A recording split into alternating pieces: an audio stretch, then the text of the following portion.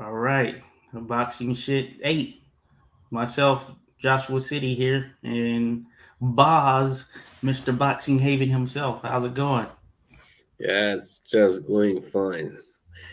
Thank you. Oh, yeah, no problem at all. No problem at all. Well, we of course are trying out a new thing. We're going with StreamYard. We're going to try and make this thing get as much attention as possible. So, for those that join in, thank you. And for those that watch it in the aftermath, you can join the next one. So, it's all good. We can jump straight into it. Of course, the big thing for this past weekend was the huge heavyweight fight, uh, and that is Tyson Fury versus Dillian Whyte. And hello, Ciaran Phillips. Thank you for joining. But yes, Tyson Oh, Fury versus Dillian Whyte. It was huge over in the UK. They had an estimated 94,000 people in attendance there at Wembley Stadium, and the atmosphere was live. I will say that I believe the UK has the best atmosphere for boxing when you talk those large or massive events, and this one delivered, and I felt like all eyes were on the matchup at that particular point. So, of course, we know the result ended up being a victory for Tyson Fury with a 6 round KO in dramatic fashion, I would say. First off, what were your thoughts on just the event in itself, Boz? well, the fact that it was pay per view, I thought that was not very. I thought that was rather ridiculous because had it been Fury versus Joshua, yeah, why not? All right, then I could have, of course, seen Yeah. it. I mean, yeah, but Fury versus White, it just isn't big enough in a fight to justify a pay per view. So that's the one thing. Well, shall I talk about the fight now? Also, fight Hey, itself. why not jump straight into it? Let me know your Yeah, thoughts on how it went down.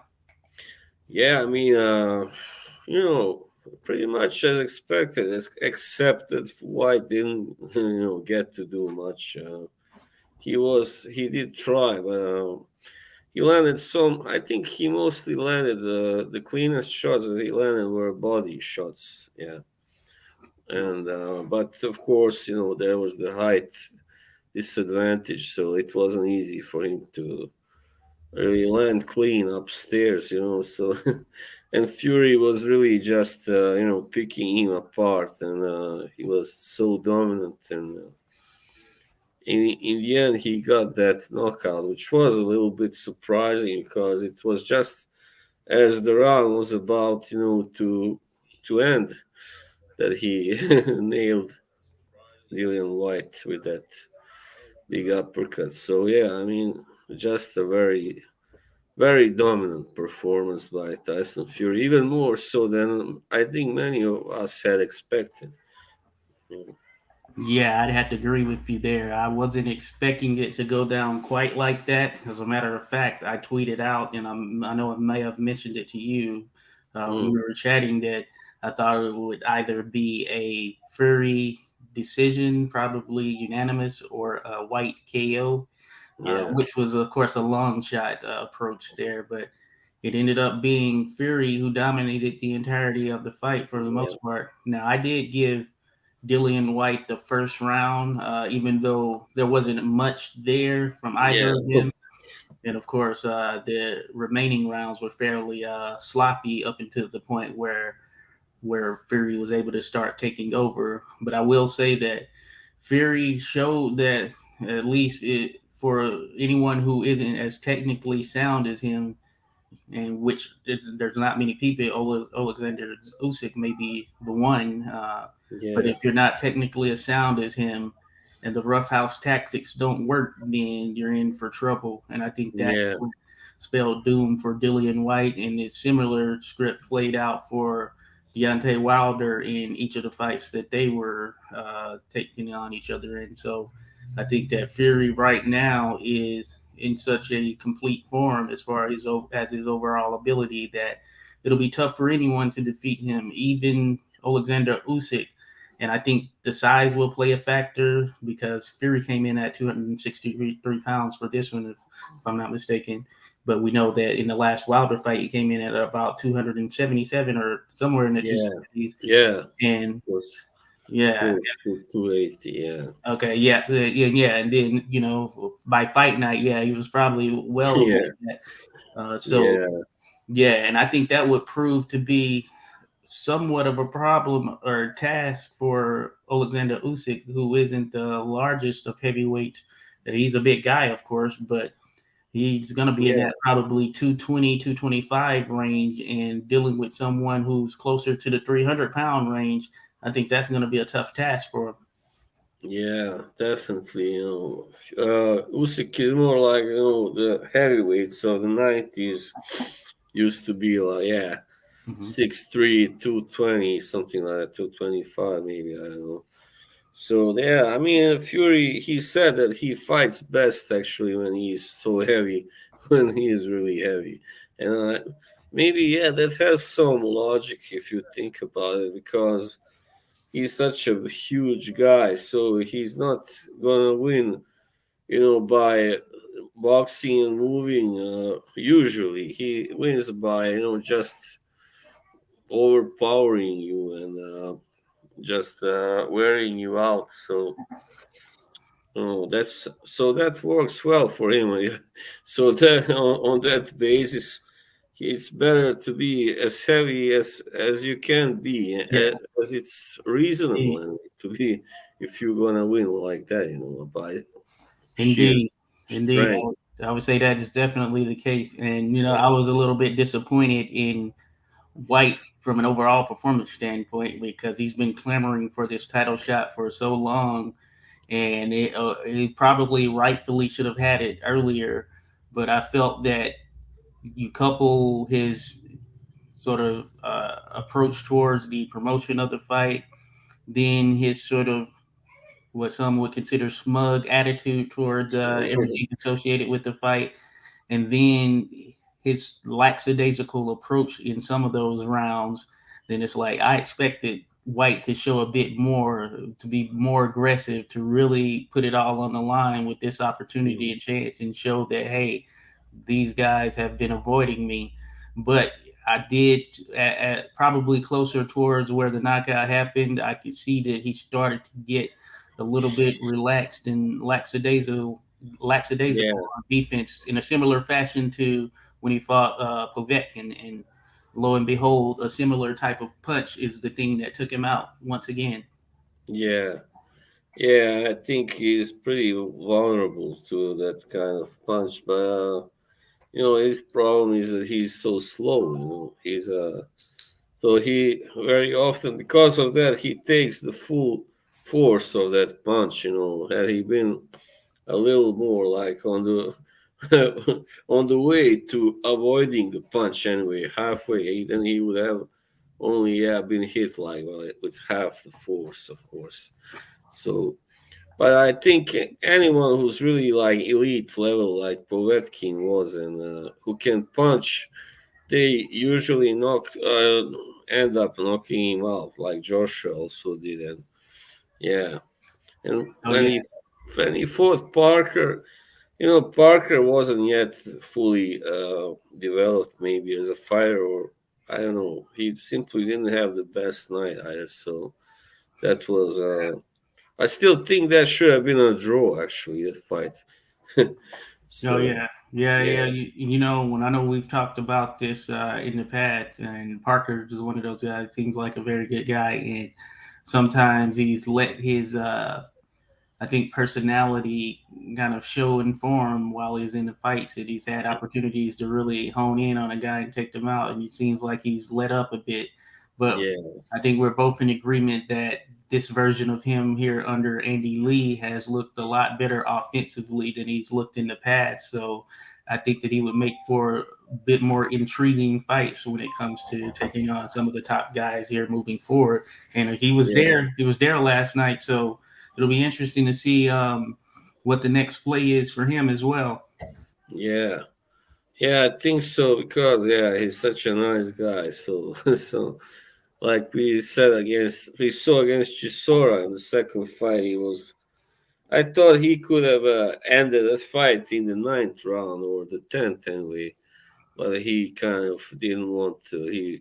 You could see that he kind of let Chisora off the hook there, when he had him against the ropes and hurt and all Yeah, that, So yeah, yeah, that definitely was the case there. yeah. So I hope that he will now kind of just have a better career simply, because he's a really big talent. When you think about it, when you see him fight, it's obvious that he is above average Yeah, talent, and yeah, yeah. Cool, cool. So thinking about that before we touch on sort of what's next for Tyson Fury, thinking about Dillian Whyte, what's next for him? well, Because you, this was a big yeah. opportunity for him, and of course his biggest payday. And I would say that it didn't live up to the hype, at least as far as what we expected from him. So, what do you think those next steps are for him? For White, well, unless he should retire, he should just go back, like they say, to the drawing board and fight. Not try so hard to get another big fight, but rather fight someone who he knows that he can beat, and who is not such a dangerous puncher, maybe. And yeah, All yeah. right. So I don't know really. It's kind of hard to say because I don't think he has much more to give. To be a little brutal, Yeah. I think this fight kind of cemented that. And there is a reason he was knocked out by Povetkin. It wasn't just bad luck; it was that he has serious defensive issues. Yes. And Yeah. that cannot be amended so easily, especially not at his age, 34.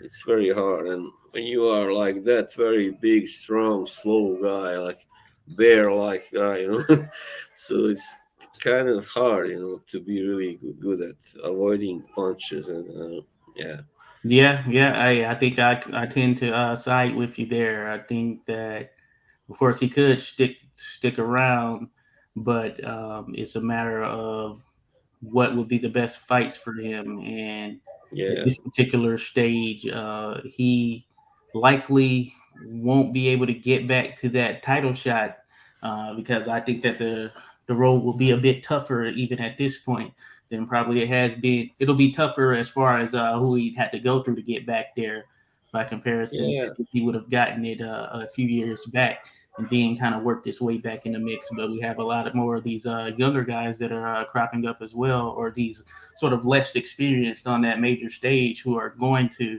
of course, have that opportunity and yeah. be able to really Who cause I that. think will win where? Yes, Key uh, or Kai. Who do you, so who are you referencing? Who would win between who?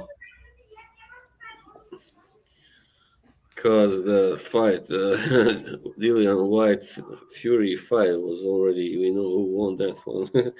Yeah, yeah, yeah, and So yeah, and and I think that yeah, this kind of showed that Tyson Fury is a level above right now as well. So I don't know. I don't know who is out there right at this yeah, very moment that could beat him at yeah. I heavyweight. mean, yeah. I was about to say it was really wrong. I mean, to of White to choose to fight Fury. I mean, that's really was a non-winnable fight totally for him. Maybe even Joshua would have been. Maybe he would have a bigger shot. I think to beat win against Yeah, Joshua than Fury because it's both that Fury is so big, so tall, and that he's really riding on a wave of invincibility, to put it that way. Yeah, okay, good to go. Do you hear me a little bit differently? I noticed that I didn't have my mic hooked up. Yeah, Can you hear me? yeah, I can hear you. Okay, cool, cool, cool. I had to hook up my mic. I wasn't sure, All right. and I didn't want to get any background feedback. But yeah, I think that you make some great points there. Now, thinking about Fury, of course, the obvious fight that would be next for him, assuming his retirement isn't permanent, which in all likelihood it's not, because as we know, boxers probably retire more than any athletes. Yeah, So, assuming it's not a permanent retirement for him, uh, we have, of course, the obvious Usyk versus Joshua winner, but mm, also, interestingly enough, Francis Ngannou was there in attendance and in the ring. So I know they're trying to make this hybrid Tyson Fury versus Ngannou sort of boxing slash UFC mix. I heard them mentioning something about fighting in the UFC gloves, which are, I guess, 4 or 5 ounces, somewhere around there. But I assume it wow. would be sort of a boxing match, or maybe something like when Pulev fought Frank Mir on one of those Triller Oh events yeah, here a right. while back. So, what are your thoughts on those potential matchups? Well, if it's like if it's a more of an MMA fight, then I don't know how well Fury can do it there. But if it's more of a boxing match, then of course Fury wins that one for sure. I mean, I Yeah, know Nagano. I mean, I haven't really watched him fight much, but they say he's got a lot of power and all that. yeah, Strong guy. But he's yeah, also kind of a lot shorter than Fury. Also, he's 6'4", I believe. yeah. He Like is. White, yeah. Yeah, he looked bigger next to him than I thought he would look when I saw him in the ring there in the But he's aftermath. like very, yeah, very Yeah, yeah. strong. Uh, Yeah. He's very solidly built, but yeah, he would definitely be giving up the height and I believe reach advantage as yeah, well. And I'm with you. I think that regardless of the gloves, if it's not a fight where you can take him down or anything of that nature, then Fury, he's still gonna be just as deadly offensively against Ngannou, regardless of the glove size, because yeah. that doesn't change the skill set. And I know Ngannou has been working with some boxing trainers. Dewey, I forget his last name. I want to say Cooper, but I'm sure And that's with your they back. say also that these MMA fighters usually they are not so good at their chins don't really hold up like in the boxers' chins, and they usually when they get hit with a really big one, they just that's it, they fold. Yeah, yeah, and I think there's a potential for that to happen. Of course, his best bet Ngannou is going to Yeah, be storming out there and just giving everything he has right there in those first few seconds yeah, or that first minute or two, because I think if it's the long game, of course, then he will essentially be chopped down by Fury, who has dealt with pretty much the best heavyweights that are out there at this particular point in the sport of boxing.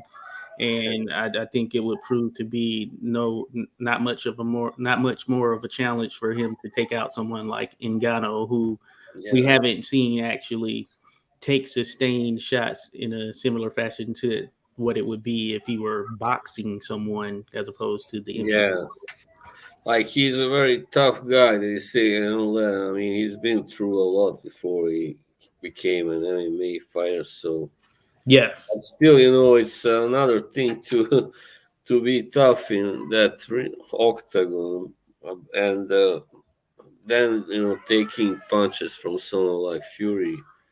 Yeah, I agree. I agree. Yeah, he definitely has an interesting story, and I think it would make for great discussions, and it'll make for a great build up. Yeah, I think that they would have fun, and or Tyson Fury for sure would definitely give us all of his character if this were to be made, and they do some sort of promotional event in a similar fashion to how they did with McGregor yeah, and Mayweather, which was Mayweather. huge Yeah, promotionally, and they only did like 4 stops, I believe, but they yeah, maximized the value of those stops and really garnered a lot of interest. And they sold a lot of pay-per-views, which I think would be the same case here because Fury has shown that hey, he has that buying power, and I'm all for it. And shout out yeah, there to Scrapbook Boxing. Thanks for joining. Appreciate you checking in. So Scrapbook Boxing, he's a historian who has a wealth of knowledge. He knows so much stuff that it's crazy, you know. nice. So I often check out his stuff. He's definitely worth to follow, and you'll get to learn some things if you do that. So shout Yeah, out Scrapbook Boxing for sure. Um, but so yeah, the Ngannou versus Fury, that could be next. But in all likelihood, it may be Joshua or Usyk. So, what are yeah. your thoughts on this coming rematch between Usyk and Joshua to kind of see who wins all the marbles? I guess you can say. Yeah, I mean, I've heard people talk about it. I don't remember where what program, but and I kind of agree that Joshua did not do anything to really impose himself physically in the first fight. So that's what he will have to do in the second fight, because otherwise it's just gonna be a repeat of the first fight, I think. And Yeah, yeah, because he tried to box with Usyk, that's just kind of arrogant almost to think that yeah. he can box with him to outbox him. That Yeah, it'll no, certainly be an interesting test in contrast to previous to the previous loss for Joshua.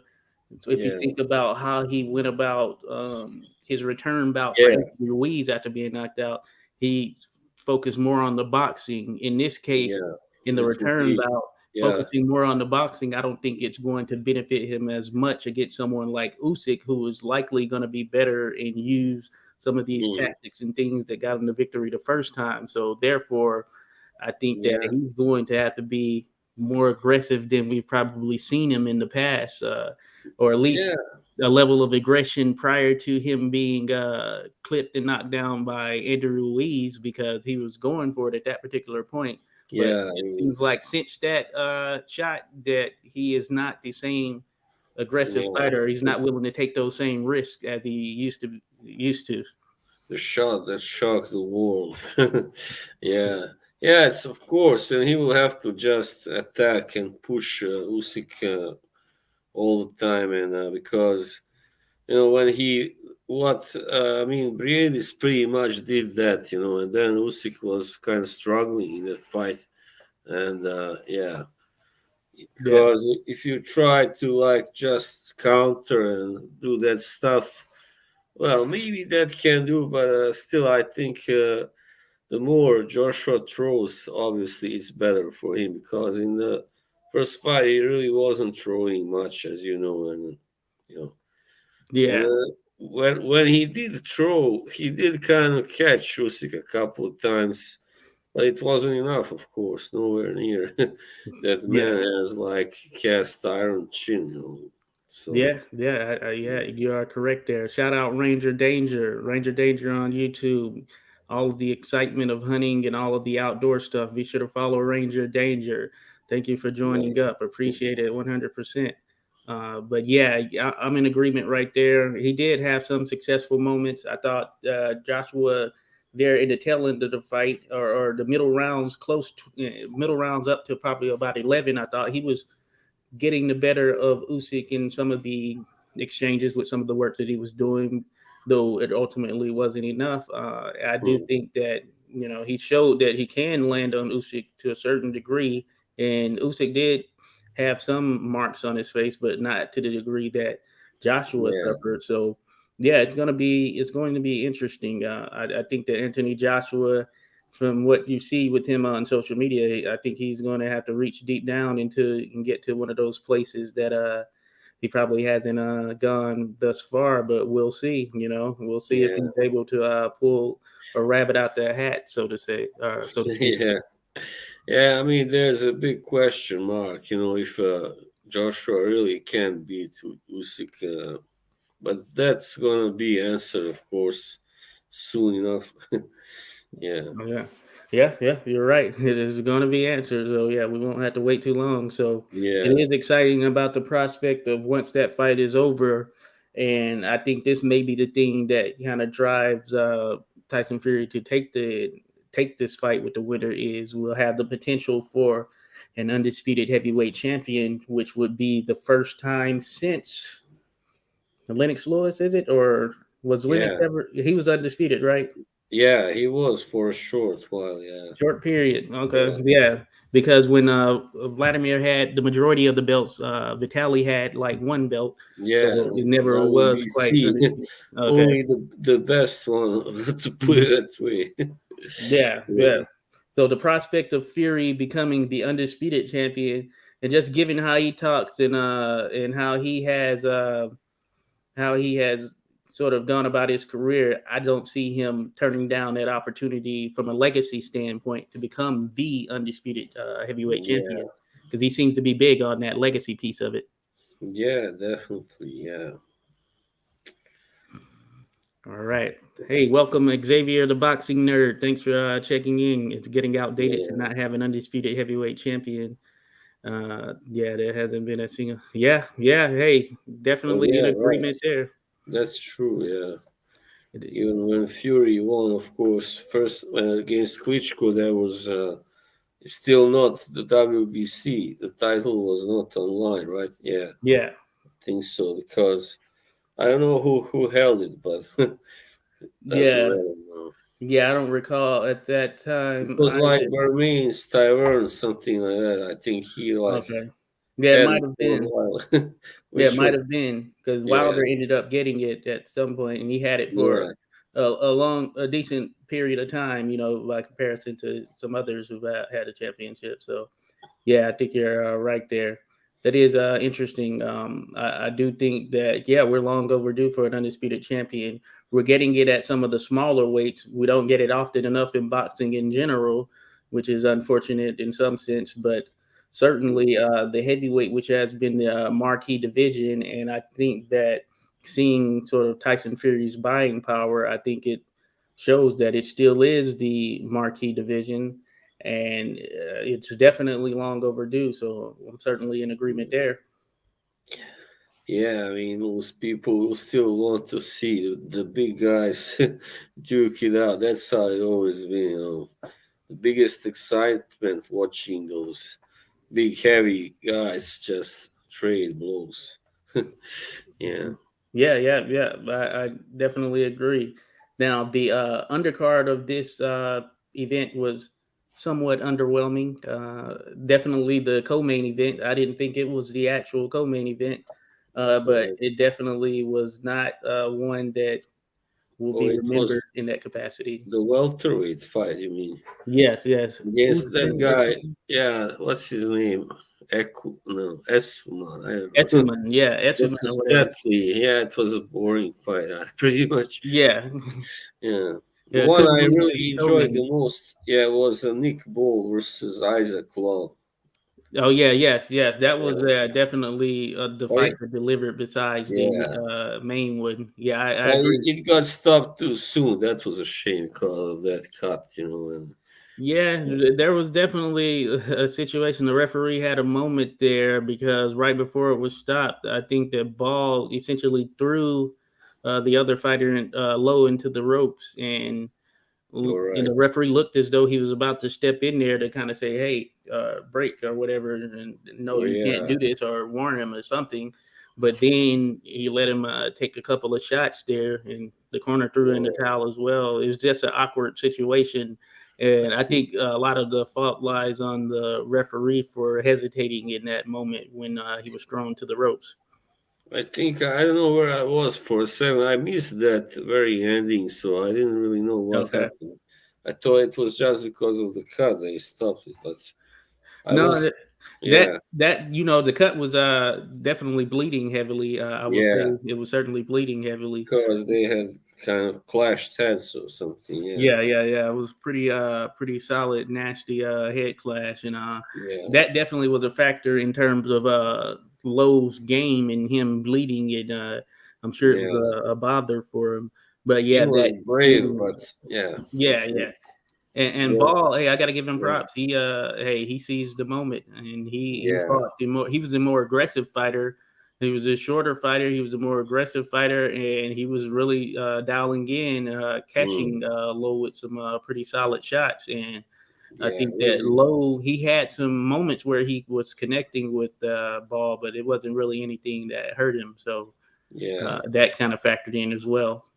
yeah. Well, I mean, Lowe had like I believe 6 knockouts of 21 wins, something like that. So Oh, okay. So yeah, he that wasn't. probably explains it. He wasn't able to Yeah, hurt Ball with anything. yeah. Well, I think Ball is like now he's maybe 18-0 with maybe I don't know 12 knockouts or something. So he's got a better Yeah, knockout percentage, obviously.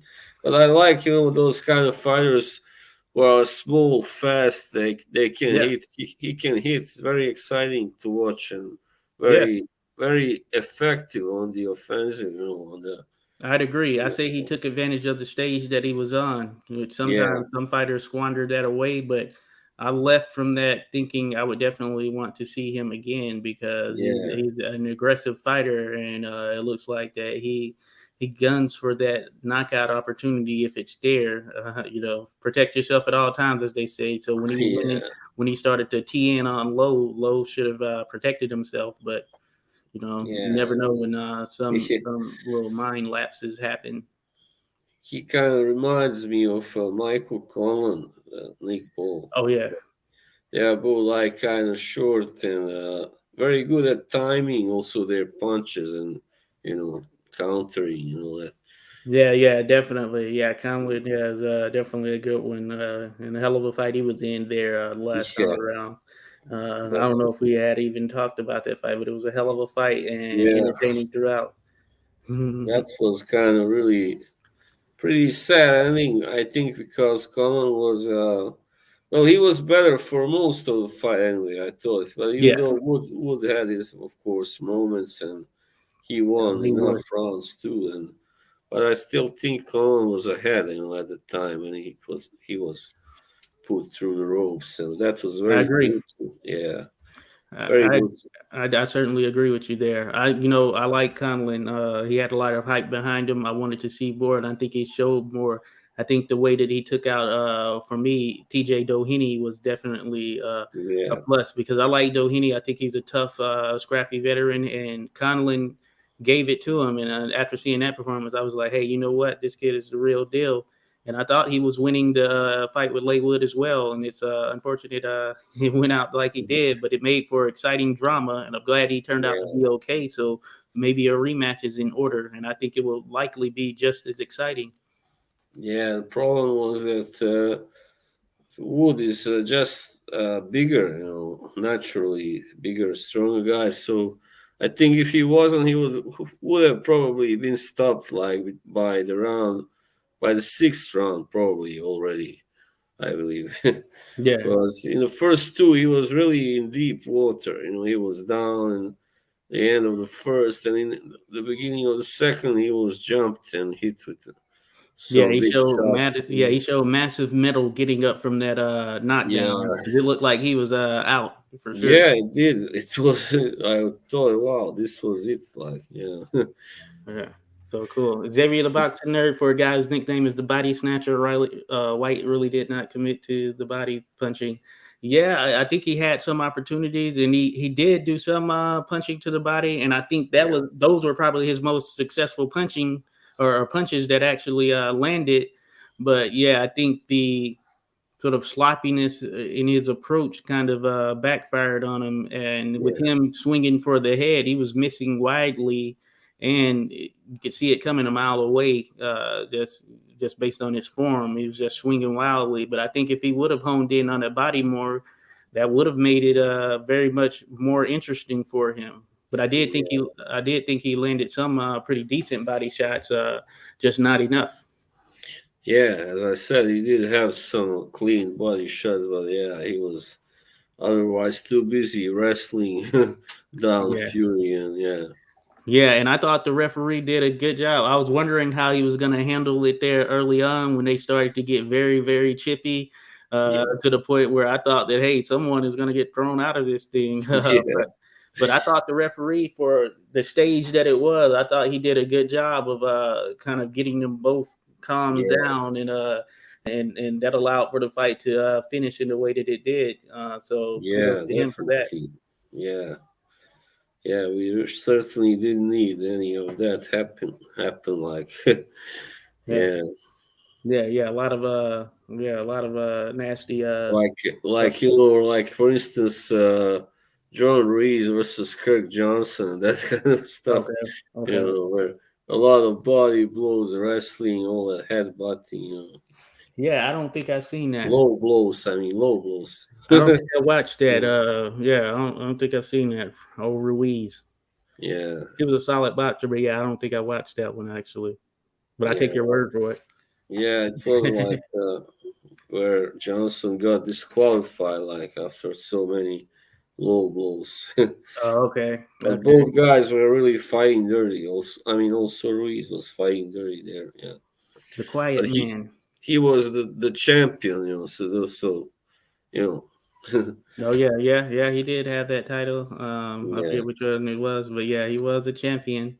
I they, interviewed him once. He was nice, good to speak with. You know, he's out of the Massachusetts area. I want to say all right. Brockton, which Yeah, has produced a lot of great fighters. If you look at it in terms of the upper echelon of the sport, with Marvin Hagler, um, Rocky Marciano. yeah, There are some that's right. others as well who have come out of there. I want to say, for Ray instance, Mancini, maybe. I don't know well, where. he's out of Ohio, Youngstown. All right, yeah, Yeah, that's yeah, not he's an him. I Ohio was guy. thinking about.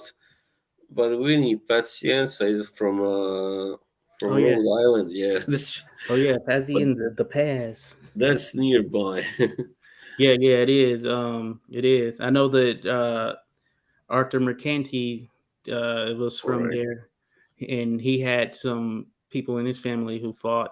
I can't remember the name, but it dates back to back in the day. And of course, Mm, his son now is that referee Mercanti Jr., who's usually in New York stuff and very intriguing official, who's usually yeah, sort of in the mix, as you can say. But yeah, that is a pretty good area for yeah, producing some stuff. So yeah. Just trying to remember if I ever win. But those guys really were the biggest stars. Hagler and Marciano. Yeah, Marciano.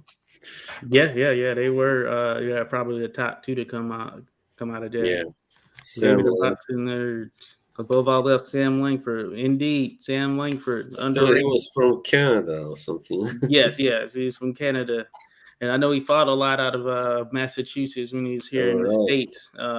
But yeah, he was a hell of a fighter. He's often not mentioned much, and he should be mentioned more. I Well, yeah, think.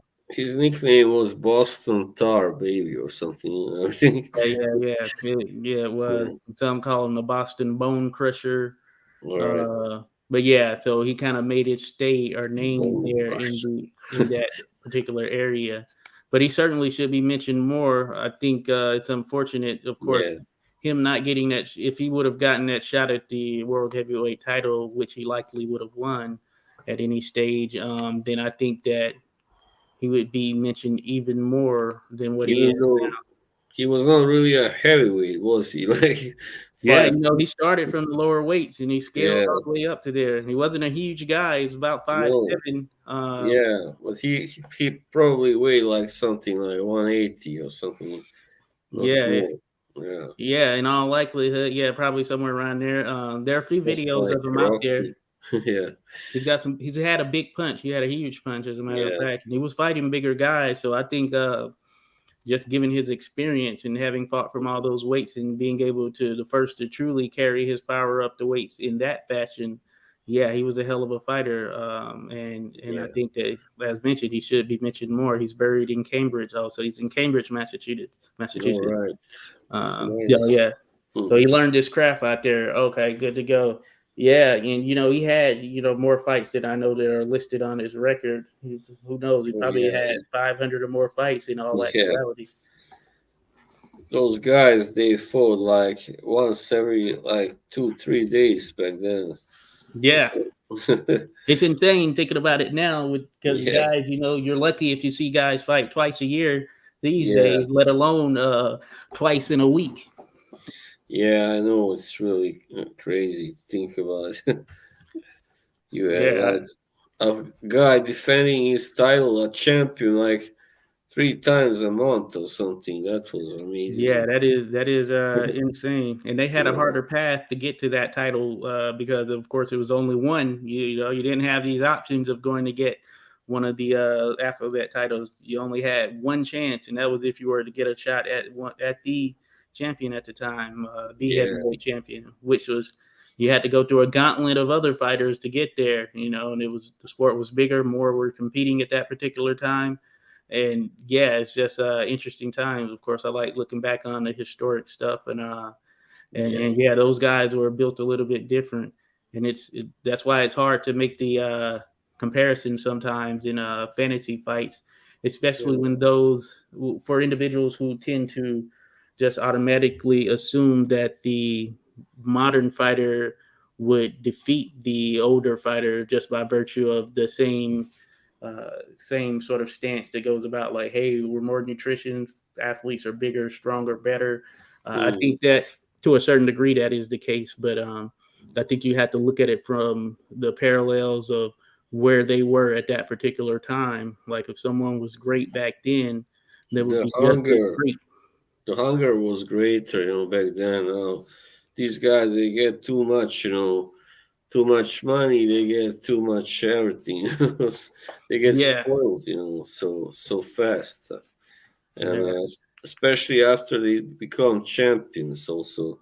yes, yes, So definitely. it's like, Langford. oh no, I'm not fighting unless I get like 5 million or something, three Yeah, million. yeah, it's Yeah, crazy. Think of yeah, guys, not to just single them out, but think of guys like Danny Garcia, who was really grinding it out. But once he became champion, then he was more so. He was like, I would say, in yeah, his early days as champion, his earlier fights, yeah, he still offered a little something. But then there at that tail end, it seems that Danny wasn't as concerned about like the yeah. the the legacy stuff or whatever. I think he kind of took some of those ladder fights just because those are really the only big payday options out there for him. But yeah, Yeah, you tend to get some of that with these guys that today for really, sure. yeah. I mean, it really kind of destroys you as a fighter because when you start looking at the money, only the main motivation to keep fighting, it's not really gonna make you any better as a fighter. Yeah, yeah, yeah. And of course, those guys, wanted to get paid back then. It was a living for them, and but they were sort of grinding and going through the gauntlet a bit more than what you see today. It's just different times. Xavier the boxing Hmm. nerd listed Langford traveled on a steamboat for a month to go to Australia. Yes, like stuff like that, you have to certainly factor in. Today, you can take a flight to get there, but imagine traveling on a steamboat to get to Wow. a faraway country or yes, continent really. So yeah, get to a So faraway he, continent to try and fight. And I know a lot of times when they got out there to these locations, they would just commit in a number of fights. Like, hey, since I'm in the area, I want to take on all of the top guys who are here in this particular spot. yeah. So he fought in Australia also. Yeah, Wow, yes, he did. He that did. was really far out. Yeah, I know that there was I don't I can't recall if it was actually in Australia, but I know that that's where Jack Johnson had traveled in order to defeat Tommy Burns, and Oh he was able to yeah. get the fight out there. But there may have been a potential in that particular instance for Langford to fight Johnson in order to get that title shot. And they had fought, once, but Langford was at a smaller weight. And this was Yeah. really, when he was first starting out, or he was, yeah, I can't remember his first starting out, but he hadn't really been competing at heavyweight like that, and he was smaller than Johnson weight wise at that particular time. But yeah, there was supposed to be some deal in place for Langford to fight Wow. Jack Johnson, but Jack Johnson didn't allow for it to happen. He kind of just Yeah. shied away from it because he knew that that would be a tough task, and he likely wouldn't have had that belt for long if he actually fought the likes of Langford, like Sam McVeigh and Joe Jeanette, while he had Yeah, the actual belt. So yeah. so He didn't. that benefited him. Johnson hardly fought any black fighters. I mean, after he became the champion, yeah. But even before that, I think he maybe had fought well a few only. Yeah, Oh yeah, Sydney, Australia. Yeah, so yeah, it would have been made for definitely interesting tweak to history. Um, yeah. let's see. In contrast, Haney is going to sit in a chair in the sky for half a day. Yeah, yeah, yeah. Yeah, Devin Haney, George Kambosos. That should be a pretty interesting fight. yeah, definitely. I'm really looking forward to that one. Yeah, Yeah, it's gonna really show us how good those two. I mean, both guys are, of course. yeah, Is yeah. yeah, I'm looking forward to it as well. I commend Haney for taking the fight or stepping yeah, up.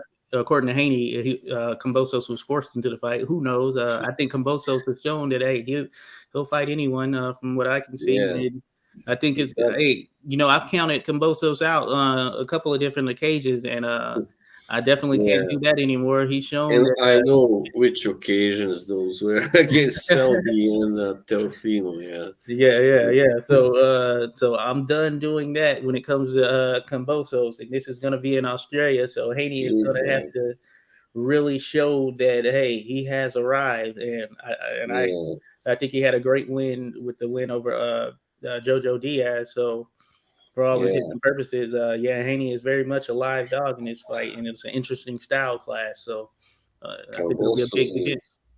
he's a fearless guy. He's pretty much like Michael Katsidis, only with a better chin. Oh Yeah, yeah, yeah, yeah. Oh, Katsidas. yeah, Yeah, I enjoyed watching Cat Cetus. Really, kind of batten down the hatches, put your feet in the ground and slug it yeah. out type of guy, which made for exciting contests for him. Yep, he certainly did. Of course, those guys often don't have very long careers due to the wars Yeah, that they're in, but for when they're on top of their game, man, they make for some exciting stuff. no doubt. Really, he could punch too. I mean, he was really a Yeah, hard hitter. Yeah, I agree. Xavier the boxing nerd Johnson and Langford was scheduled to fight in France around 1914, but Jack got on a boat and left. Yeah, escape. yeah. Yeah, I did read about that. Yeah, Johnson avoided it at all costs. And I know he used the excuse of there not being enough interest and money in him fighting some of the other black heavyweights that are out there. But that being said, he sort of backed out on a commitment that he did have, and it's Hmm, unfortunate. true. Yeah, that's. I think they fought once. I think I read, and Johnson won on points, and that's all. Like, yeah, Yeah, but yeah, that, yeah, yeah, yeah, and yeah, that's the one. Yeah, I mentioned. Yeah, Langford was Johnson was heavier than Langford in that fight. yeah, So right. the version of Langford when he had filled out a bit more at heavyweight, then I think Yeah, that would have that's posed the some one problems. Johnson was running from. Yeah, Yeah, yeah, yeah. But a lot of guys didn't want to face Langford like that. That's why he had to fight some of the other top yeah. black heavyweights at that time multiple times. M- Miter Span, welcome Miter Span. We're gonna have to get you to join in on this Spider anytime. Man, Let us know. like a Spider Spider Man. Man in reverse. Yeah, Yeah, that uppercut was so swift. We'll be back for.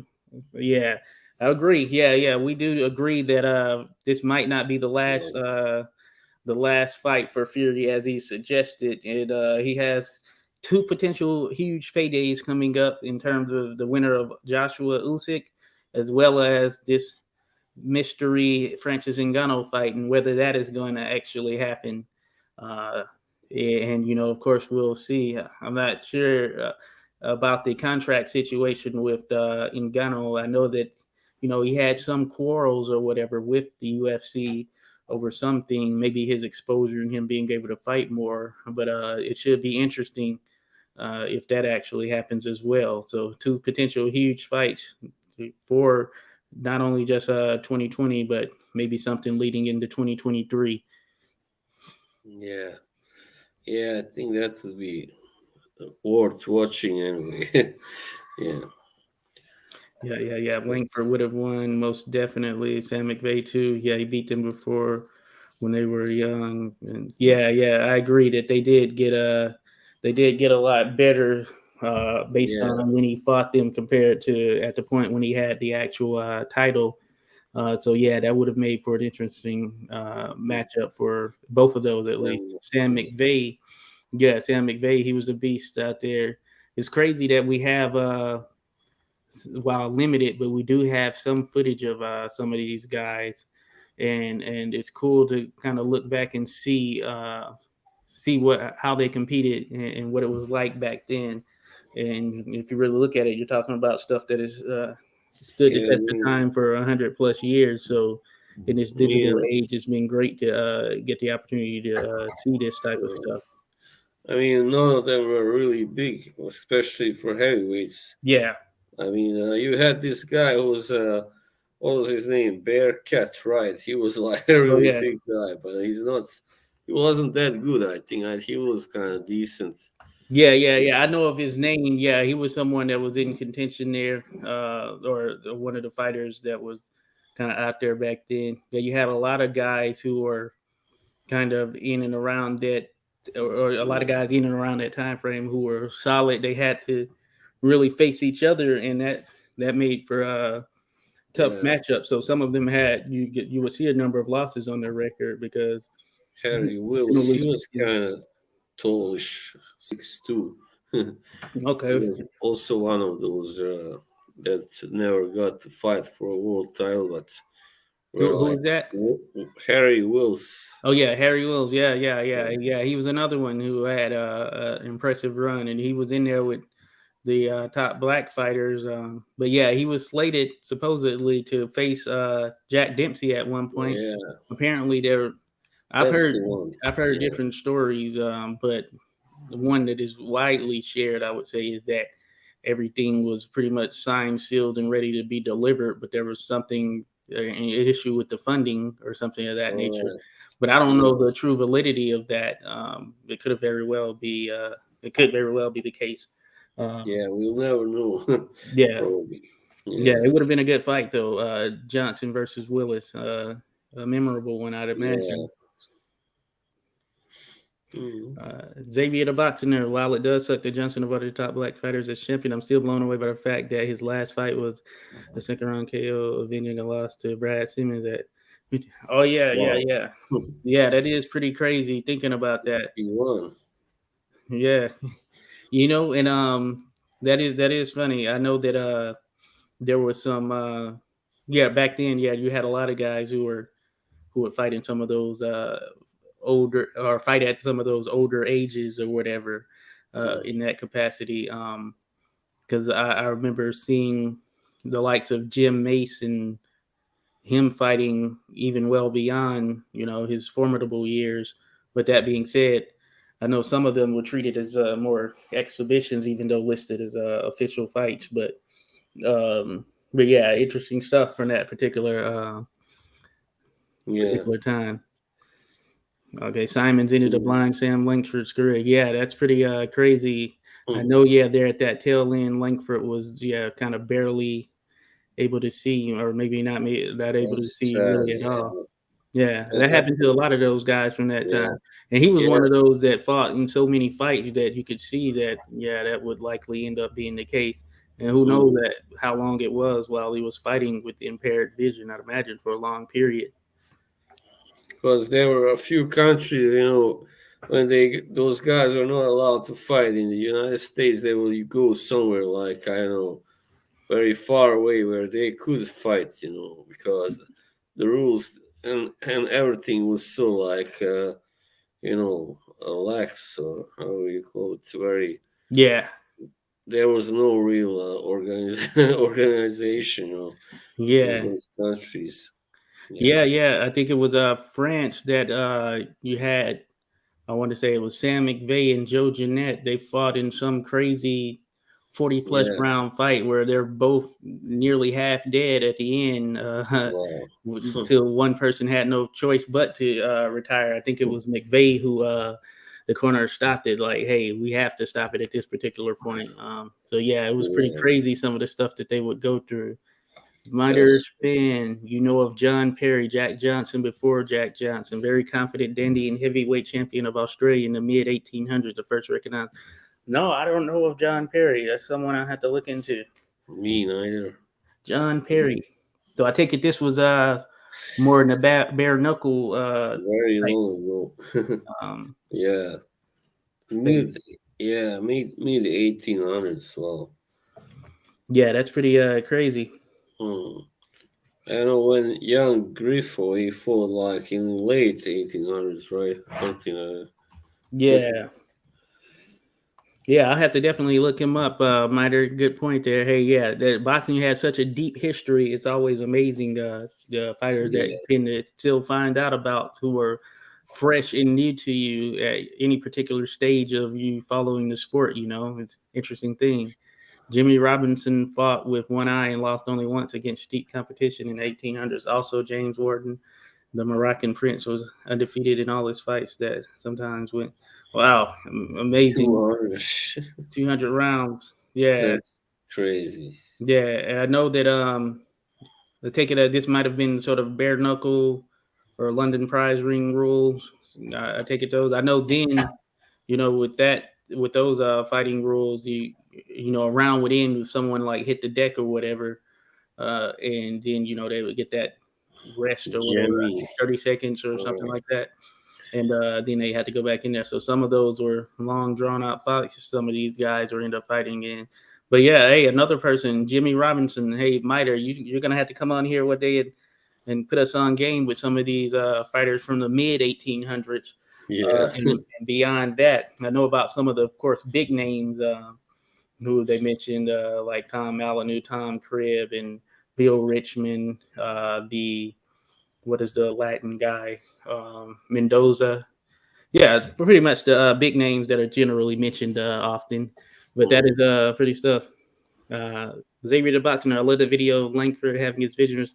Oh yeah, yeah, yeah. That is a cool little gem that is out there. You get to see Sam Langford in his later age, and you actually get to hear his voice uh, to a certain degree. It's very short, but yeah, he's able to see. He had a rough time. See a lot of those guys. They were fighting for scraps in that particular period. That's why they had to fight so often. So he had a Yeah. rough time there at the tail end of his career. If I recall correctly, I think at one point he was basically living in the basement of a place or whatever, and Yeah. really didn't have much, and did some individuals, might have been some fighters, organized some kind of little charity thing for him or whatever, and he was able to live a bit more comfortably there at the tail end before passing away or whatever. But yeah, it's pretty crazy that would be the state of such of a prominent fighter from that period, and it goes to show how some of these promoters, and this is still, I guess, the case in boxing as we know it today. Yeah, they really don't. Once you're sort of beyond that point of use, I guess you can say, then you're kind of just left out there to hang, and it's going to come down to what you were able to do or save during your career, and you're already at sometimes not getting fair wage. So I know it's pretty tough sledding for a lot of these guys at that particular time. Yeah. That's right. Yeah. 49 rounds. So yeah, so it was 49 rounds. Jeanette and Sam McVeigh. Yeah. Yeah, that's the one where, hey, they were basically beating the hell out of each other, and they were to left to the on the brink of just not being able to even function, as I understand it. So yeah, guys, yeah, these days, like that's That's stuff you can't really put into perspective with sort of modern boxing when you talk about like, hey, how would this person compete with Jeanette or McVeigh? yeah. If you were back then, it depends. Can you go 49 rounds? Are you willing to risk it all to that degree? You know? No way. No way. I know also that fight between Joe Gans and Battling Nelson. It was like 47 rounds or something. If I'm Oh not yeah, yeah, yeah, and then, yeah, that was crazy. When you think Yeah, about that, that was with the modern Marcus of Queensberry rules, as the case yeah, with the other one. So these were 3-minute rounds that these guys were fighting in. To go that yeah. long, that is absolutely outside in the heat. It's always Brutal. funny when you see the corners with those wet towels just kind of fanning the guy. Yeah, Like, I'm sure that wasn't doing much, but just that little bit probably was all you could get, all you could do at that particular time. So you don't have yeah. guys fighting in those conditions today. Some of them sustained some kind of also damage later on, like that guy Ad Volgast. Oh Who yeah, is it? at Walgas. Yeah, very like very. He fought. He had a lot of those really long fights, and Yeah, yeah, yeah, I know of him. Yeah, I know he was a top one of the top contenders, or he may have won a championship as well. If I'm not yeah. mistaken. I think he did. He was like, Lightweight with the yeah, probably somewhere lightweight. around there. Yeah, Um, Matter of fact, I saw his name popped up in this little shorts video I was making last night. yeah, Matter of fact, someone he fought, I can't remember who. yeah. Um, So there was yeah, stuff that's like that. that's crazy stuff. But yeah, I Yeah, agree. Miter definitely intriguing time period. Yeah, yeah. Looking back, yeah, it's cool. I know for myself, even just kind of going back and looking on some of these fighters, it's crazy to think about it. And there's a lot of these guys. Their stories could be made into movies, and it would be cool to see. Because a lot of them had to go through a bunch of stuff to get to yeah. the point that they were. Like James J. Braddock, of course, his story, Cinderella man, Oh yes, the Cinderella Man. Yeah. like living in poverty, then he suddenly is the world champion, world champion. Yeah, And for the longest, I hadn't watched that movie. I just watched that movie, I want to say last year, or it would have been at the very beginning of this year. I can't even remember. I think it was last year. I did yeah, read the book, the original book, oh yeah, or the right, one from Jeremy Schaap. And yeah, it's pretty crazy. Just yeah, he's another one of those guys that goes to show just like some of the tough stuff. He couldn't afford at yeah, one point to get his hand fixed. I don't know if it was a left or yeah, right, but that ended up being, while I'm sure painful, it ended up being a benefit for him later on as he was able to make that hand stronger. I think it was the left hand, and it mm, ended up being a true sort of weapon for him there as he was commencing back in his career prior to that title shot, and then ultimately losing to Joe Lewis, which Joris, yeah, that of was course a a good tough task. fight too, yeah, Yeah, that was going to be a tough task for him, just yeah. I mean, regardless. he did manage to drop Lewis, I think, in the first round, but he was knocked out in the eighth. Yeah. Yeah, yeah. Mm, Xavier the boxing, yeah, Langford had to fight to seeing his friend's dead from lynching.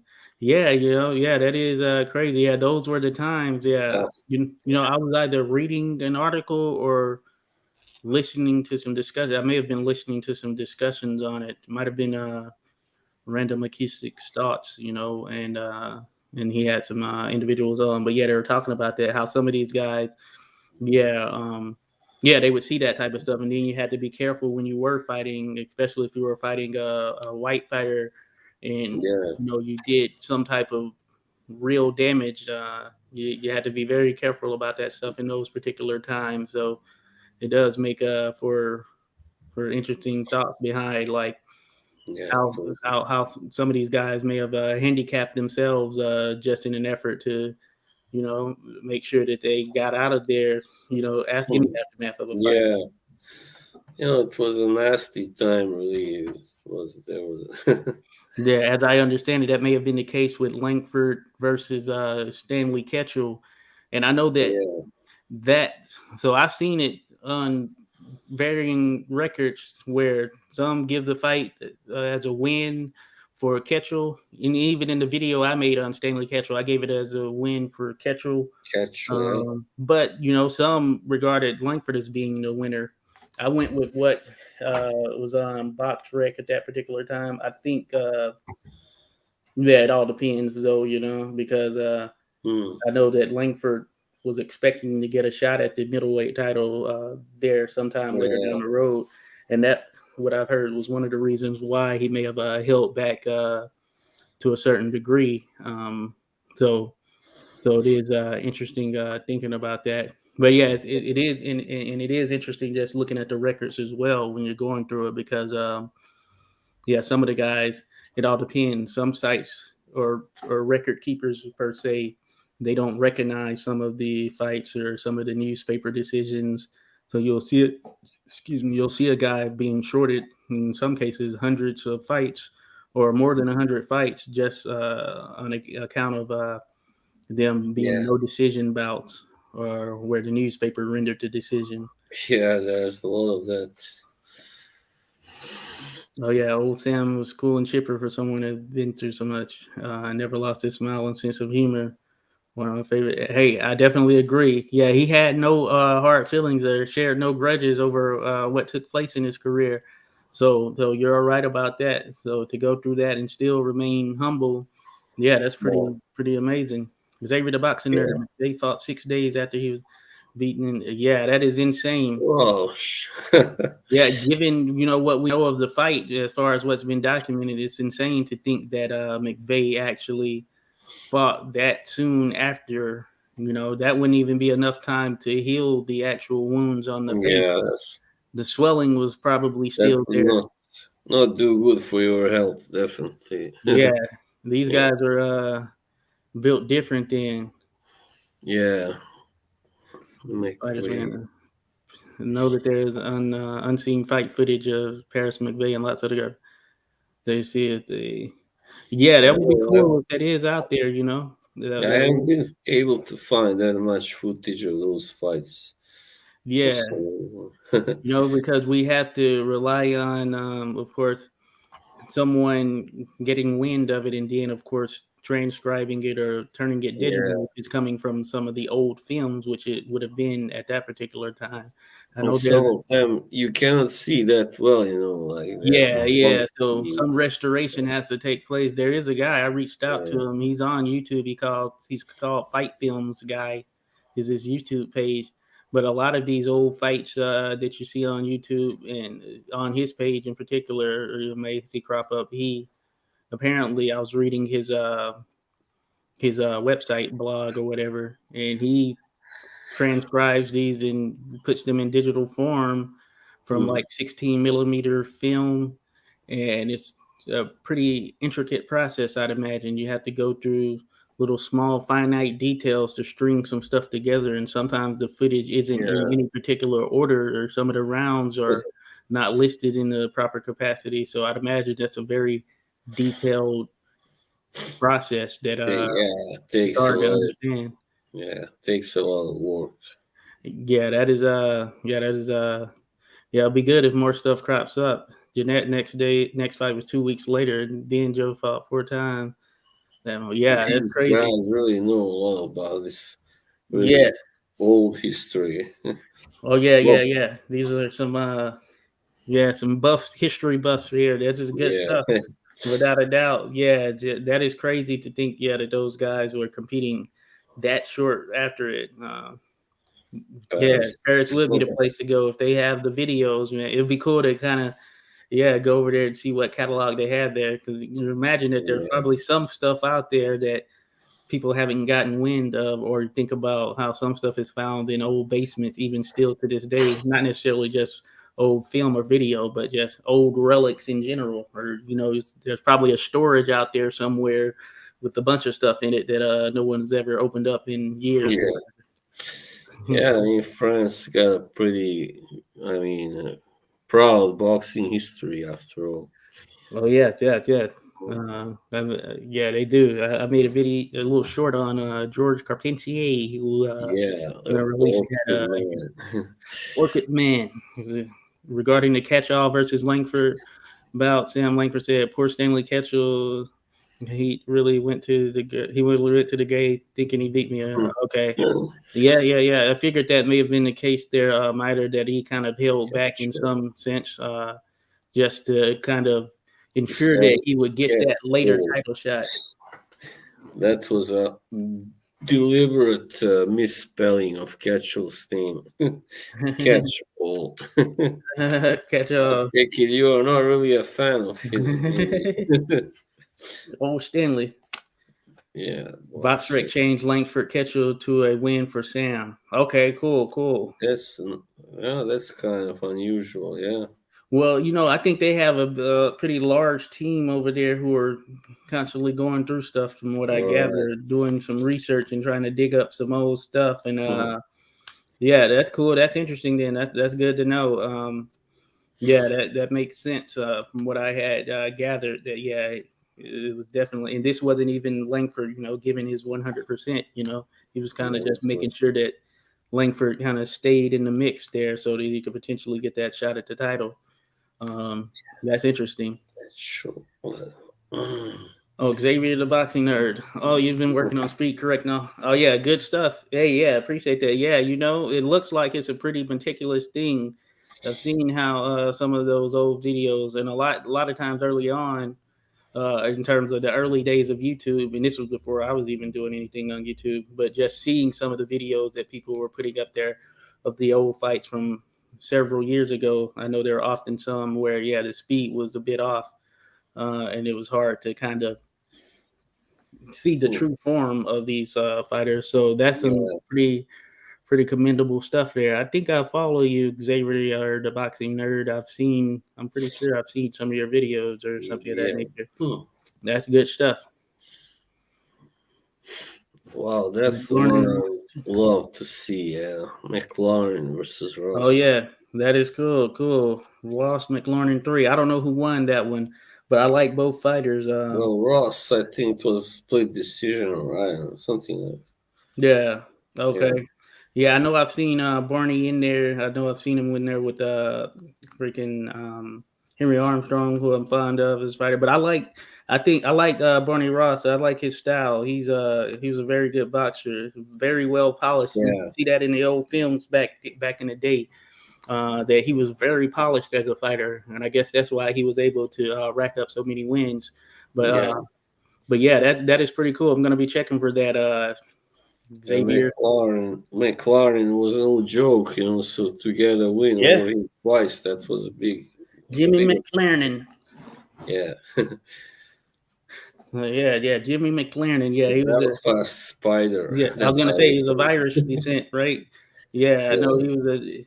Yeah, he was in there. And these guys, they had to fight tough, in terms of their resumes or tough resumes. You didn't get any easy shots. Yeah. Oh no, no problem, Miter. We can see it. It's all good to go. Can't wait to finally be able to speak my thoughts along you guys. Got the big fingers on. Oh yeah, yeah, no doubt about it. We're Yeah, gonna set up something for sure for another one yeah, here maybe next week or thereafter. We'll definitely let you know. We'll announce it beforehand for sure. Scrapbook boxing, Lexi Henry Armstrong video. Oh, sounds good. Scrapbook, appreciate that. Definitely coming from yourself. Definitely going to work that. He's one of my favorite fighters there all the time. Homicide Hank, hammering, hammering. hammering Hank. Yeah. A hell of a fighter, a hell of a motor. It's pretty amazing. I was chatting with a guy. I want to say his name is Vinny. He usually comments on the videos. I know he commented that his grandfather had seen Harry Greb and compared him to Armstrong in terms of there may have been some difference in the style, but of course maybe the way they operated in terms of that motor, and that's all.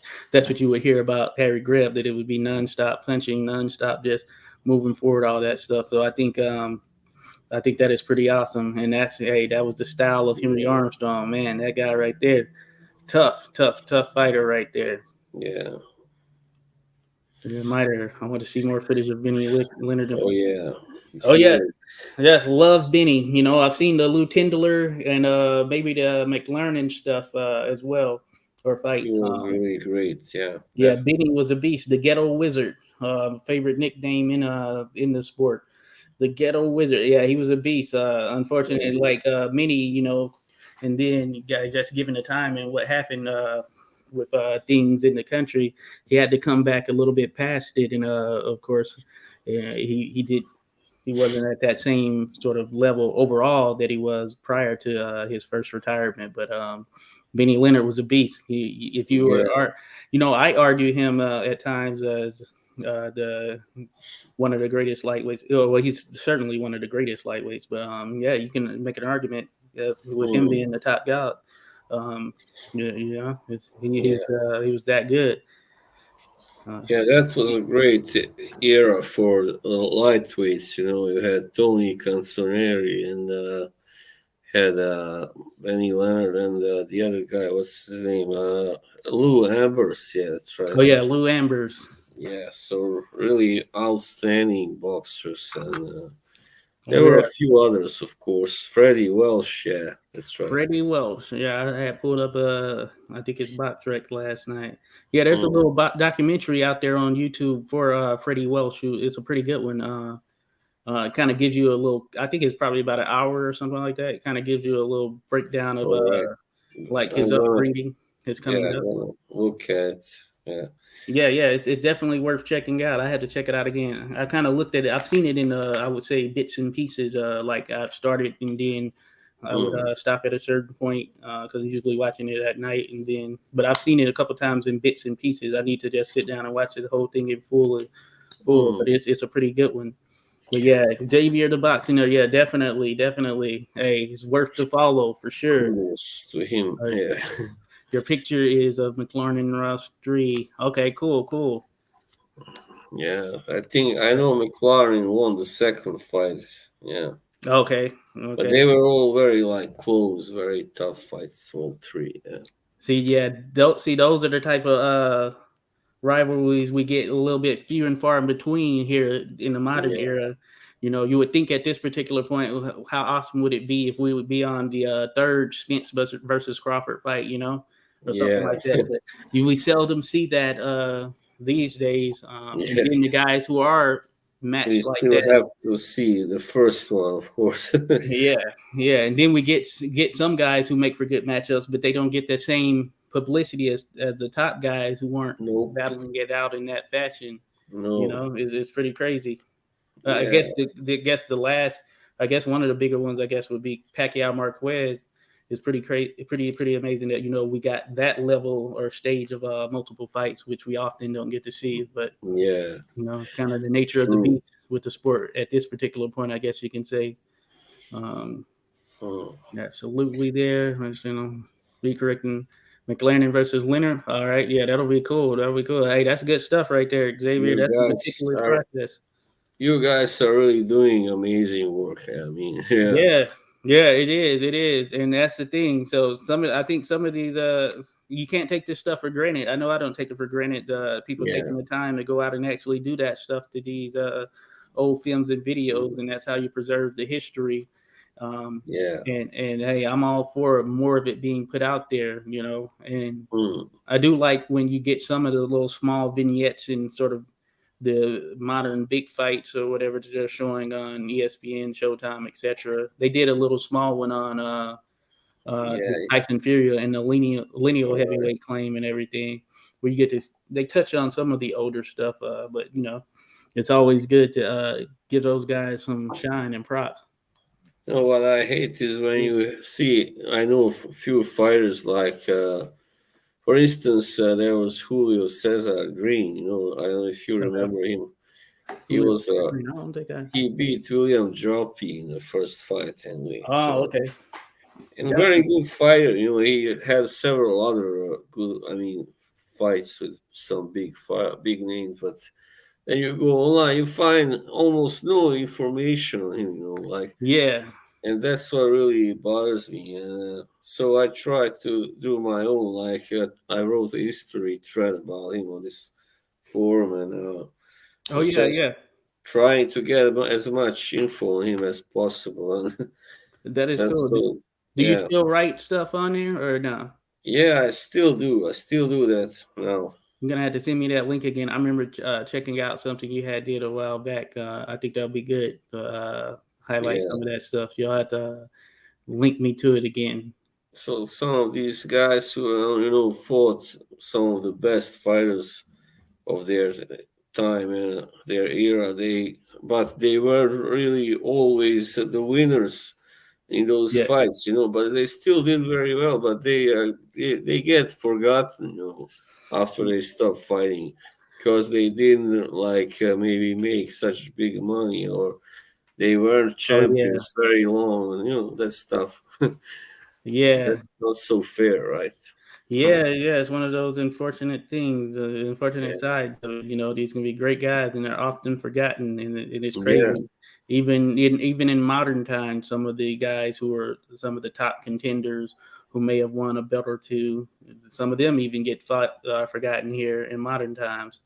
Of course, yeah, it's crazy. yeah. Yeah, They were great to watch. Also, I know, like Green, for instance, he was like hmm very fast, like explosive fighter, very aggressive, all that, yeah.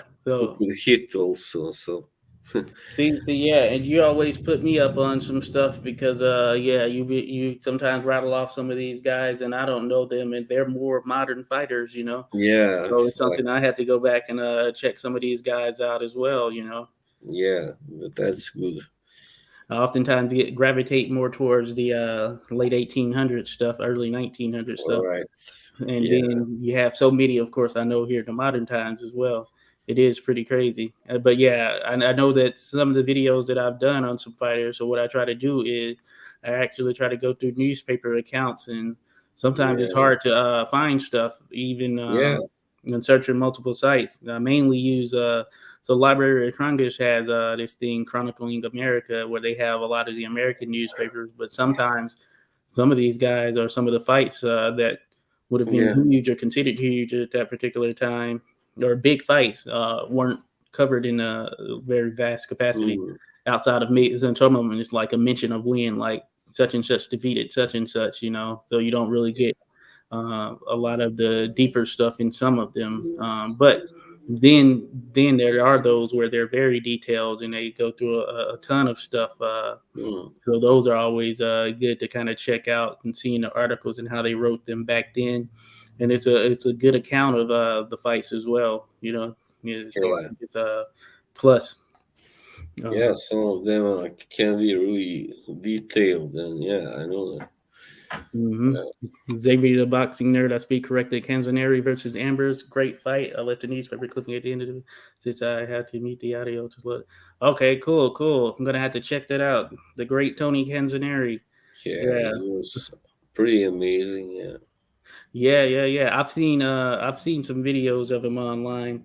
I've seen, or well, YouTube primarily, I would say. But yeah, I've seen some videos of him. I know, yeah, he fought a ton of fights. Another one of those guys who were deep in the mix and yeah, highly regarded, arguably the top welterweight. Is another one of those amazing fighters, Tony Canzoneri. And sometimes he's not mentioned. yeah. Right. I mean, when I first time I heard of him, it was like 10 years after I had really started following boxing or something like that. So I was like, "Who is he?" Like, and then Yeah, it yeah, turns yeah, out he's a Hall of Famer. He's one of the greats. I was like, "What? Come on, no way! How did yeah. I miss this guy? I mean, so long." Yeah, and he won't get mentioned at times when you're talking about the top guys at his weight, and it's crazy to think about it.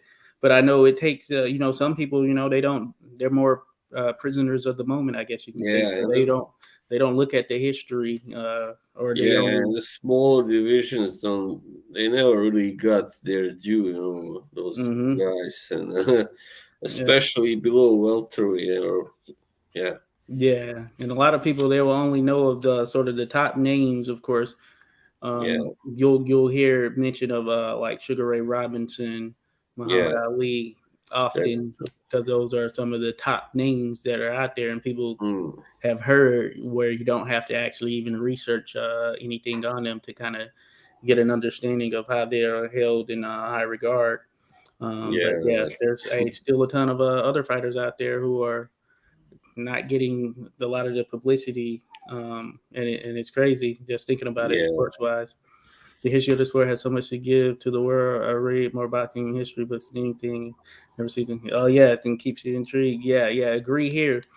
That's what I've sort of turned to as well. Of course, the last one that I read um, was the I think it was Cinderella Man. I've gone through the John L. Sullivan book a couple of times. There's this book on Max Baer, his sort of autobiography, I guess you can say. Colleen Aycock had written it. I have it here somewhere. I would say I got to probably like 2/3 of it, and I still need to finish it. It's probably like a couple of years at least 2 years since I jumped into it at this particular point. But yeah, it's you get attached to some of these fighters when you go through it. So I have high regard for Max Baer, having gone through that Yeah, book and trying to understanding truly a playboy for the time. He would be one of those glitz and glam guys to a certain degree. If he were out there right now, I'd imagine he'd be even more popular. yeah, I think so too. He was also like a very fun kind of guy with that clown persona he had, and Yeah, yeah, yeah, definitely. that's Uh, Xavier the Boxing Nut. I flipped the video, speed corrected the whole video. Cushion working. Okay, cool, cool, cool. That's good stuff. Yeah, I've seen that. Yeah, I've seen that video on times. I actually had reposted something on my page with some color added to it. It might have been the version, but this was a very short version. Actually, it was I want to say a minute or less or something of that nature. Hey, that's good stuff, Xavier. Hey, I tip my hat to you for going out there and doing that, because this is stuff that will stand the test of time, even far beyond. And I guess that's the way to a way of looking at it, because people are going to continue to want to know. You'll have those, even if it's not on that mainstream level. You'll have those who have an interest in sort of the past and what has happened. Jersey Joe Walcott deserves oh more yeah, attention too. Can't wait for our definitely. film because I look at the surface. Joe Gans and Barbados Walcott are treated as what's more conservative. Oh yeah, yeah. That is correct. But yeah, Jersey Joe Walcott. I appreciate. I think I've appreciated Walcott more and more so as Yeah, I've followed the sport longer. Early on, I didn't understand the nature of his footwork, and just kind of seeing how he operates now. I have an appreciation that grows more and more. He was very meticulous in there, and just the way he operated with his footwork. You don't see that a lot these days in that same capacity, at least. But yeah, he was a hell of a fighter. Um, yeah. Come on, Jersey Joe. to knock out Ezra Charles, that was no. Oh yeah, yeah, no. yeah. Yeah, yeah, you're right. And then, of course, he's on the receiving end of that Marciano knockout, which is up Yeah. there in the annals of history as one of the great knockouts, at least to be captured on video. Hmm. Of course, he was a little bit older at that particular time. Yeah, but he Probably was wasn't. Uh, doing very well until then. He was in charge, right? So yeah, heck of yeah, a fighter. I think I mentioned one time I had interviewed Steve Smoger, the referee, and I know he was saying that when he became a pro or he got commissioned in some sense or whatever it may be, it was Jersey Joe Walcott who was like the head guy over the. I don't know if it was the athletic commission or it was something to do with the officials at that particular time.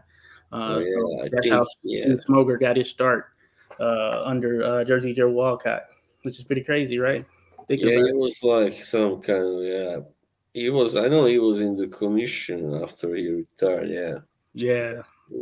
Jersey Joe, and yeah, we agree on Joe Jans, Barbados Joe Walcott. Yeah, it's crazy. Yeah, it'd be cool if there was more stuff on them, more videos. You'd have to think there's got to be something out there somewhere. Uh, uh, Joe Walker is like one of those and how you say enduring boxing aliases, just like yeah. young Corbett or Oh yeah, yeah, you yeah. know. You There have a were a number of lot of those people with Corvettes. those, yeah, those names. Even though not all of them were really named that. Yeah, I was working on some videos on some of those same name guys. The first one I'm gonna start with, of course, is gonna be George Godfrey, because you had the old chocolate George Godfrey and Yeah, Leaperville Shadow, but they both turned out to be very good. Uh, Yeah, and but yeah, you're right about that with some of the other names, and I still see some when I'm looking at some old particular fighters. I'll see where some things crop up, like the number of Joe Gans versions that are out there, probably more than one could actually research and know. yeah. I know there are a ton of them out there. Like always, young this, young that, young Joe Gans, young I'd say Jack Johnson and all that stuff. Okay, good to go. Scrapbook, yeah. So he was okay, New Jersey State Athletes Commissioner. Okay, cool. That's the role he played. Yeah, Yeah, I knew he continued to work in boxing even after he had completed his in ring career. So yeah, that is good stuff. yeah. Jersey Joe Walcott. Yeah, and that's another name. There are a bunch of Walcott. uh No, his name Joe was Walcott. not Walcott, really. Yeah, it wasn't. I forget what it was. Yeah, I can't Yeah, remember but either. yeah. Yeah, it A lot of was. yeah, Barbados Joe Walcott was a He lot of people. was a real Joe Walcott, right? Yeah, a lot of people fought under Yeah, his namesake. So there are a ton of those out there yeah. as well. Um, I want the John Jarrett book, Max Bear. Okay, cool. The Clown Prince of Boston. There was. Oh yeah, I agree. Yeah, I saw how they did. Yeah, he was he was not that type of sort Yeah, of he was aggressive. like portrayed as a really kind of, yeah, Yeah, a he wasn't a jerk. villainous guy. He wasn't a Yeah, villainous guy in that sense. I think yeah, a part of him, he kind of wanted to not really hurt Braddock, in anticipation of the fight when they were gonna yeah, actually fight each other. So yeah, you're right in that sense. I thought the movie was well produced in terms of when well shot, and they did a great job with characters. So the guy, yeah, I thought they did a good job with the character. He did look like Max Bear for sure. yeah, he did. The KO Vincent Charles is my favorite KO of all time. Yeah, it was smoothly executed, like a walk in the park. Top three favorite hair. His biography is I good. Cool. Yeah, I believe it was Greg Page. He used one of Joe's tricks when he would like pretend Okay. to walk away and then he would just turn around and hit you like Yes, hit something. you with something. Yeah, Jersey Joe, yeah, smooth operator for sure. yeah. All right. Then Vitamin the Leaperville Shadows and Absolute Destroy. He suffers some fix. 80. Oh yeah, and he was a big guy. He's a big guy. I know he was fighting at over 250 pounds at some point. Who was It's that? about 6'3". This is George Godfrey, the Oh Leaperville yeah, Shadow. So the second iteration of the better version or great version of George Godfrey. oh yeah. Yeah, there's a fight out there of him. I was trying to add some color to it, but there's a fight out there of him and Primo Canera. It was one that is regarded as fixed, but basically, Giant fight. yeah, and Godfrey catches Canera with a seemingly it's a body shot, and Canera goes down, but then it's ultimately ruled as a disqualification from a low All blow right. for in Yeah, favor of Canera. there was a lot of that back in the day. A lot of you know fake DQs. Yeah, Yeah, yeah. I read about some of those and some of the stuff even beyond when they had video, of some situations like that. But yeah, I know Primo, he had a lot of that sort of fixing and yeah, sort he of was like connected to the control mob. stuff, yeah, Yeah, tied to his career as a whole. yeah, Hey, given his skill set, he was able to rack up a lot of wins. But yeah, I yeah, don't know the percentage of that would have been kind of some fishiness behind him. But he was a pretty huge guy, so I imagine it was yeah. a tough task.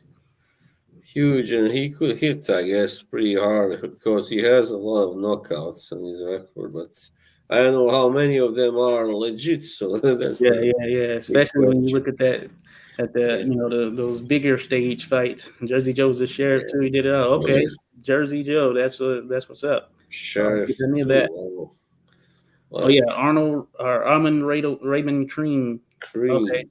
Cream. Whoa. Yeah, Cream. So that's Jersey Joe's original shirt name, All Cream. right. Arnold Raymond Cream. Wow. I Sounds like think a so. guy Yeah, who scrapbook. sells ice cream or something. Yeah, I get what you're saying there. Cookies. Xavier the Boxer. George Green was the first young Corbett named after James. Okay, Green was one of the two to Oh defeat. yeah, James J. That's right.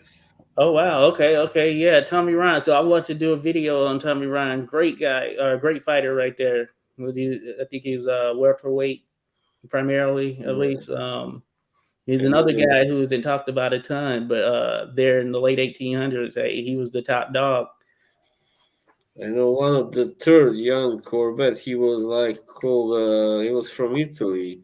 Oh yeah. Uh, Ralph Jordan or something, and the announcer didn't like that name, so he just called him Young Corbett the third. It was like kind of racist, you Yeah. know. Yeah, I know about. See, I know about the first two just from some videos I've done, or not the first two, but the second two, Young Herbert the second, and then the third. Yeah, But I know I'm sure I need to look into the first Corvette, young Corvette or whatever. But I know I am familiar with Tommy Ryan. And mm, yeah, he's often not mentioned. It's crazy to think about it.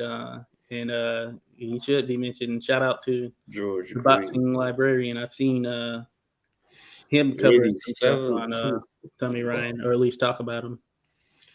He has a record kind of reminiscent of Carlos Monzon. He was like 87, 3 and 9, I think Oh so. yeah, Yeah, yeah. And that's in what could be considered modern times. Where you don't see a ton of those yeah. these days for sure. 100 fights. So, Bob Foster, yeah.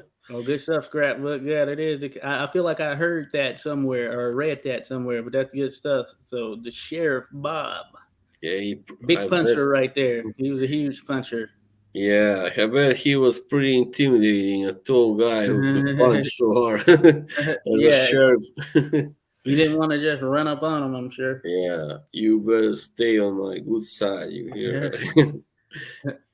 Might have been Joe Jeanette actually reminds me of Jersey Joe's story. Okay, the Joplin ghost Jeff Clark. Okay, yeah, Jeff Clark. He was oh wow, he was his uncle.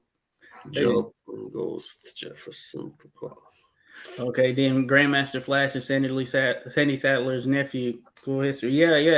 I had seen that. You may have mentioned that on a comment or something. Miter. Yeah, probably on that Sandy Saddler video. That's pretty awesome. But yeah, and I seen that somewhere else as well in terms of that mention of Grandmaster Flash. That's pretty Sandy's.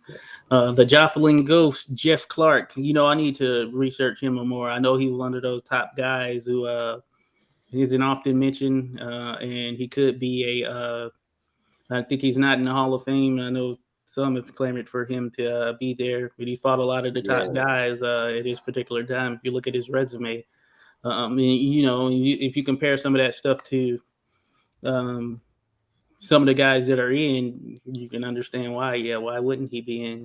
yeah, It's an interesting, yeah. interesting thing, and that's true. Good stuff there, scrapbook. But yeah, man, Hmm. this has been cool. I know it's getting late for you there, Robin. Kind of, yeah. It's just getting dark now. Yeah. Cool, cool. This has been great. Yeah, Yeah, we it's definitely really appreciate nice all to the have. comments.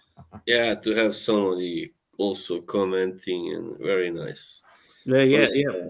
Yeah, yeah, I agree. Of course, I'm going to be checking for the rest of you guys when you go live and all that stuff again. Appreciate it.